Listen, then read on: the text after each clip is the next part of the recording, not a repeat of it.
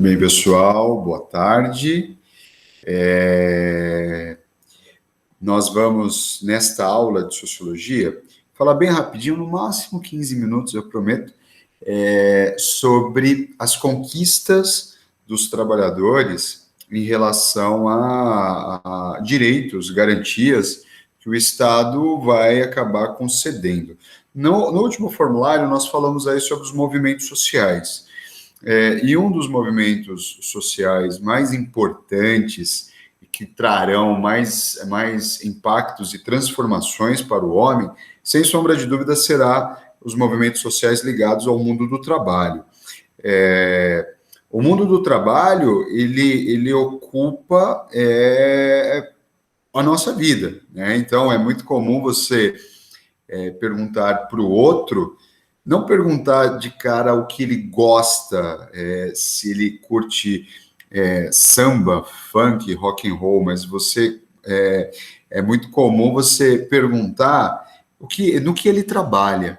Então, o mundo do trabalho, ele faz parte aí do nosso imaginário e do nosso cotidiano diário, né?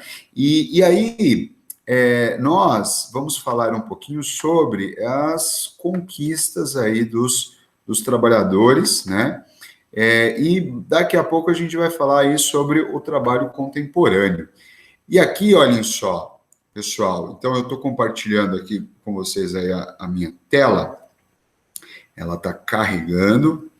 Opa, foi. Eu trouxe aqui 2 textinhos para a gente fazer uma análise, né? Pensarmos aqui sobre essas questões ligadas aí às conquistas dos trabalhadores. Um primeiro texto, que é bem curtinho, ele é do Adam Smith, que era um teórico ligado ao liberalismo, né, econômico, e ele vai afirmar o seguinte, no livro A Riqueza das Nações: um operário desenrola o arame, um outro o endireita, um terceiro corta, um quarto faz as pontas, um quinto o afia nas pontas para a colocação da cabeça do alfinete. Então, nós estamos falando aqui da produção de alfinete. Quer coisa mais simples que um alfinete? Para fazer uma cabeça de alfinete, requerem-se 3 ou 4 operações diferentes. Montar a cabeça já é uma atividade diferente, e alvejar os alfinetes é outra. A própria embalagem dos alfinetes também constitui uma atividade independente. Assim, a importante atividade de fabricar um alfinete está dividida em aproximadamente 18 operações distintas, as quais, em algumas manufaturas, são executadas por pessoas diferentes, ao passo que, em outras, o mesmo operário, às vezes, executa 2 ou 3 delas. Então, o Adam Smith ele está fazendo referência à divisão social do trabalho que nós já estudamos lá no comecinho do ano. E aí, no texto 2, que é do Karl Marx, ele afirma o seguinte: o crescente emprego de máquinas e a divisão do trabalho despojaram a atividade do operário de seu caráter autônomo, tirando-lhe todo o atrativo. O operário torna-se um simples apêndice da máquina, e dele só se requer o manejo mais simples, mais monótono, mais fácil de aprender. Desse modo, o custo do operário se reduz quase exclusivamente aos meios de subsistência que lhes são necessários para viver e perpetuar a espécie.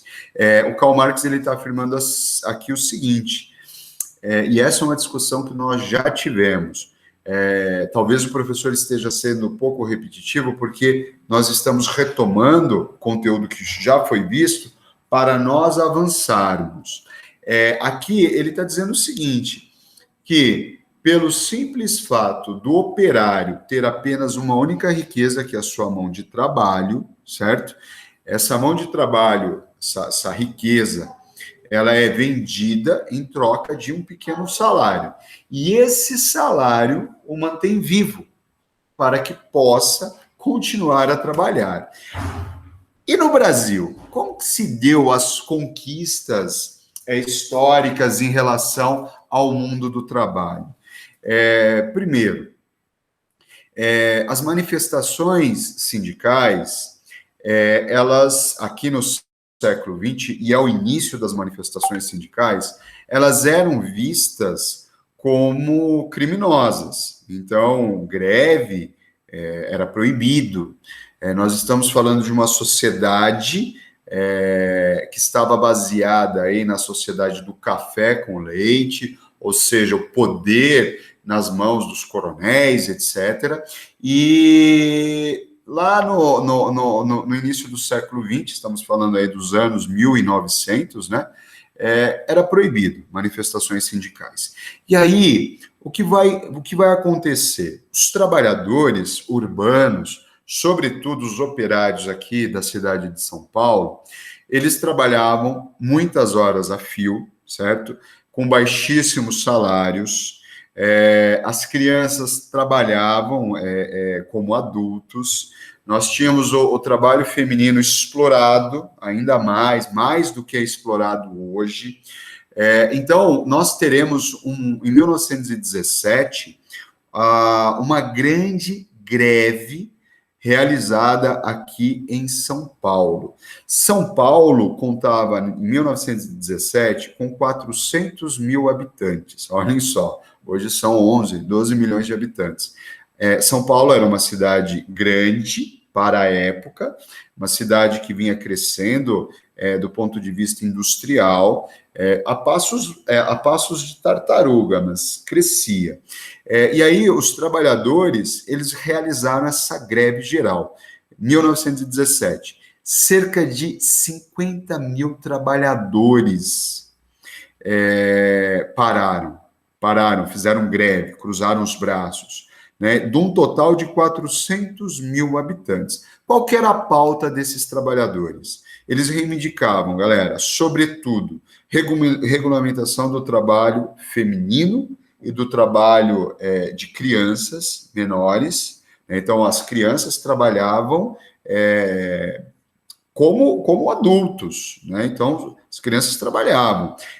Nós tínhamos uma bandeira que era a redução da jornada de trabalho, porque estamos falando de operários que trabalhavam 12 horas por dia, de segunda a segunda, e principalmente o aumento de salário. Então, aqui nós temos eu trouxe para vocês uma fotografia, né, emblemática aí da greve, essa greve que ficou concentrada ali nos bairros da Moca e do Brás, que eram os bairros operários, né, onde estava localizada a indústria na cidade de São Paulo. E aqui eu trouxe um recorte de jornal da época que afirma, né, que a greve alastra-se, os operários entram no caminho das violências, ou seja, a mídia criminalizando o movimento operário, né, que buscava melhores condições de vida.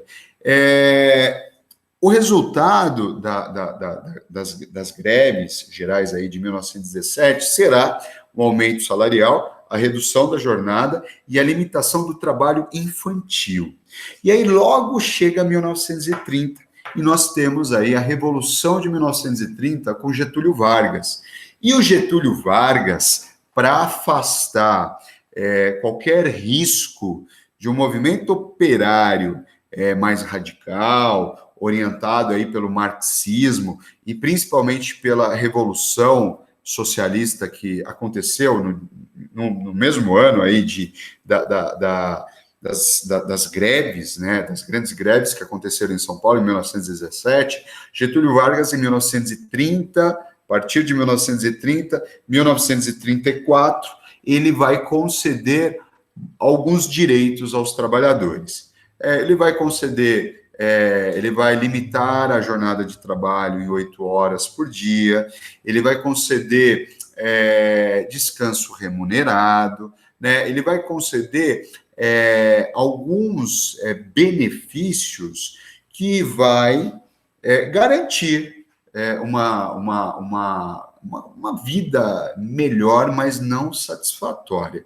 Mas essas concessões, elas amansaram aí os movimentos o movimento dos trabalhadores, né? Então, os trabalhadores, o movimento sindical, ele se amansa, e aí o movimento sindical se tornará um movimento a serviço do governo, né? Então, Getúlio Vargas vai estabelecer lá um modelo de sindicalismo parecido com o modelo de sindicalismo lá do governo do Mussolini na Itália, um governo fascista. Então, ele vai controlar as greves não acontecerão no período aí de Getúlio Vargas, enfim. E aí, galera, o último marco e grande conquista dos trabalhadores é, com certeza, aqui a Constituição Federal de 1988, né, conhecida como a Constituição Cidadã, porque é nela que está implícita todos os direitos dos cidadãos brasileiros, e a Constituição Federal, ela vai garantir alguns outros benefícios que nós conhecemos. Então, nós temos aqui direitos, né, das empregadas domésticas, dos empregados domésticos aqui, olha, também a licença paternidade, que foi garantida em 1988, além de manter aí as conquistas que foram feitas, né, ao longo da história, que começaram a partir de Getúlio Vargas. Fundo de Garantia, né, o FGTS, também garantiu o 13º, o descanso remunerado, e a Constituição, ela trouxe outras conquistas que talvez sejam as conquistas mais importantes, que é o direito de se organizar em sindicatos e o direito de protestar. E aí, galera, as conquistas dos trabalhadores, elas sempre se dão de forma muito lenta, né? Então, essas conquistas que nós temos, elas foram garantidas por meio de muita luta e ao longo de muito tempo, né? Então, todos os direitos que os trabalhadores hoje possuem é graças à luta, é graças à busca aí desses direitos. E aí, galera, para encerrar, eu trouxe essa charge aqui, essa ilustração, que é uma ilustração lá do fim do século XIX, que foi feita nos Estados Unidos, que mostra o antagonismo aí entre trabalhadores e empresários, né? Então, aqui nós temos os empresários, né, todos eles muito parrudos, e isso faz uma alusão à riqueza, né, a riqueza das indústrias, a riqueza dos bancos, e eles jogam aqui algumas migalhas para trabalhadores, operários, comerciantes, trabalhadores desempregados, enfim. Então, a luta desses trabalhadores é quem garantiram ao longo da história, em todos os países, de alguns direitos aí que nós hoje temos a feliz oportunidade de tê-los, né? Estão, claro, que a gente vai estudar na próxima aula, que nós temos um movimento para a tirada de alguns direitos que foram garantidos. E isso a gente vai ver na próxima aula. Tudo bem, galera? Gostaria de agradecer aí a participação. Façam a tarefinha aí com tranquilidade. Não se preocupem aí com nota, nada disso. Vamos fazer com serenidade, com tranquilidade, certo? Um grande abraço a todos vocês. Obrigado.